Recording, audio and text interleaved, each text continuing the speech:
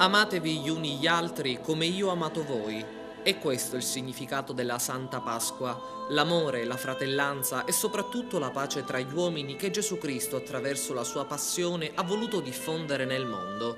Ieri, giovedì santo, nella chiesa di Sant'Alfonso, Don Franco, vescovo di Agrigento, ha celebrato il solenne pontificale della lavanda dei piedi.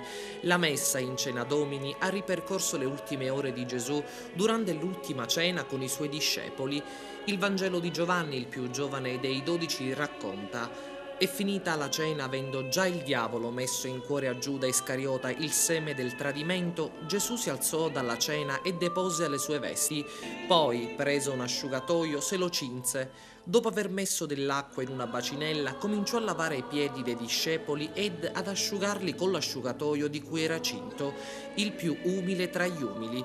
Con il Giovedì Santo si è entrati nel momento più importante dell'anno liturgico, il Triduo Pasquale. Questi 3 giorni, giovedì, venerdì e sabato sino a domenica, è come se fosse un unico giorno per la Chiesa.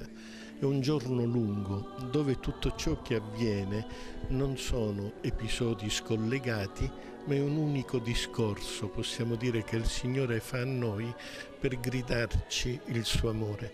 Stasera ce lo dimostra con l'inginocchiarsi e mettersi davanti alle sue creature e lavare i piedi. Ecco, l'istituzione del servizio.